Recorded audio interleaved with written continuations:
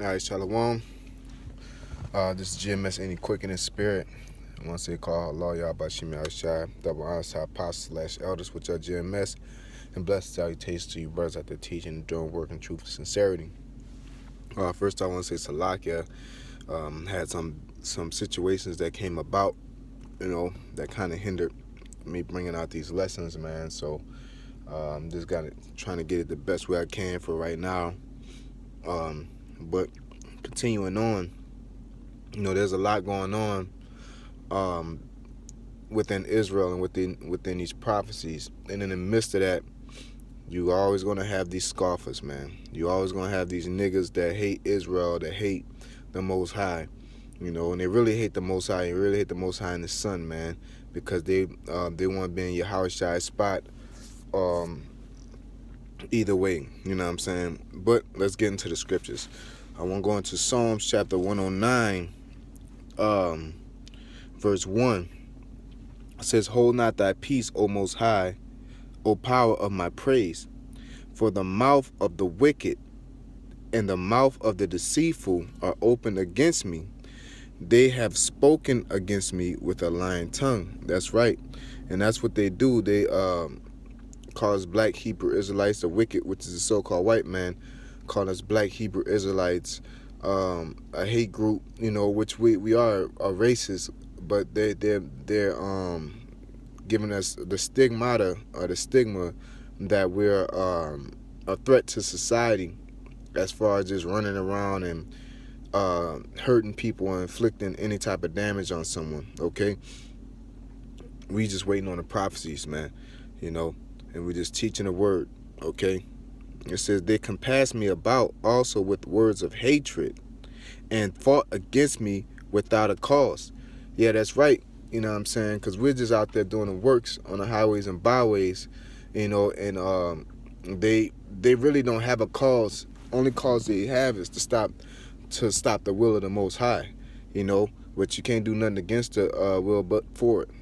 Okay, it says, "For my love," for my love, they are my adversaries, but I give myself unto prayer. Our love of what? Our love of the Most High, our love of the scriptures. They become enemies unto us. Okay, and they have rewarded me evil for good and hatred for my love. And that's how it is in this society, and especially if if you letting everybody know you're an Israelite. You know what I'm saying? You're gonna get rewarded evil for your good and for your love, because this society is not for the Most High. So set thou a wicked man over him, and let Satan stand at his right hand. When he shall be judged, let him be condemned, and let his prayer become sin. Yeah, and that's another mindset, that I really wanted to bring this out, because of the mindset that the Psalm of David is about, is actually praying, of harm and basically praying for some messed up things to happen to these wicked people, instead of just saying, "Oh, they ain't my business," and things like that, or like they say, don't curse the 2/3 and things like that. This scripture proves that we're supposed to be, praying for their downfall. Not only 2/3, but Edomites also. Okay. It says, verse 7, "When he shall be judged, let him be condemned, and let his prayer become sin. Let his days be few, and let another take his office. Let his children be fatherless, and his wife a widow. Let his children be continually vagabonds, and beg. Let them seek their bread also out of their desolate places. Let the extortioner catch all that he hath, and let the stranger spoil his labor.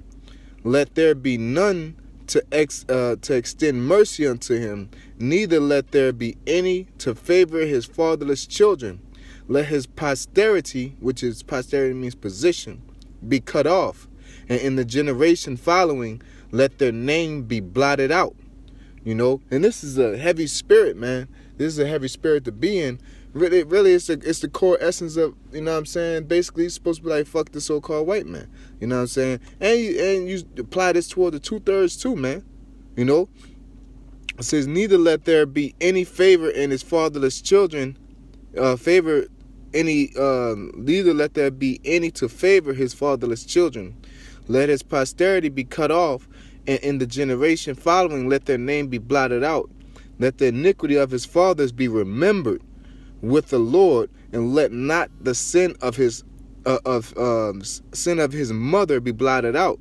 Let them be before the Lord continually, that he may cut off the memory of them from the earth. Because at the end of the day, if we put the actions and the doings of the so-called white man before the Lord, the Most High gonna fuck them up. Because it's not like we just hate, you know what I'm saying, the so-called white man. We have a reason, a legitimate reason why the so-called white man is to be hated, because he's the wicked of the earth, man.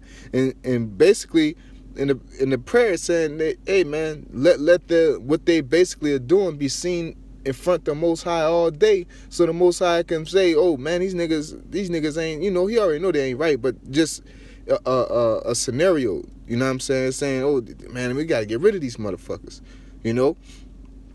Verse 16 says, because that he remembered not to show mercy, but persecuted the poor and needy man, that he might even slay the broken in heart. Because this so-called white man puts so much pressure on you in this society, man, that it'll fuck with your mind, man. It'll stress you out, man. And he have a situation set up. You're already poor, and then it's set up to make you more poor, and he still want more, no matter what, man. If you can't pay a bill, you don't have a year of jubilee or nothing, man. Okay, and amongst many other things. Okay, it says Salakia, as verse 17, it says, as he loved cursing, so let it come unto him. As he delighted not in blessing, so let it be far from him. As he clothed himself with cursing, like as with his garment, so let it come into his bowels like water, and like oil into his bones.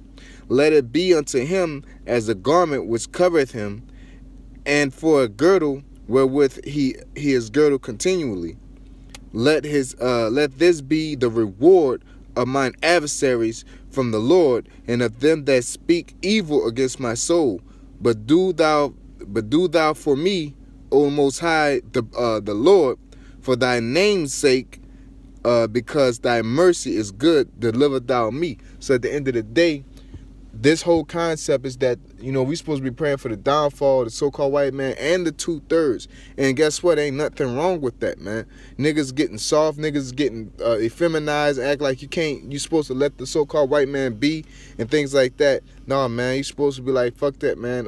Pray for the downfall of the so-called white man at the end of the day, and pray for the downfall of 2/3. And to get to the point that all you got to do is say, you know, Most High, just look, you know, let their doings be continually in front of thee.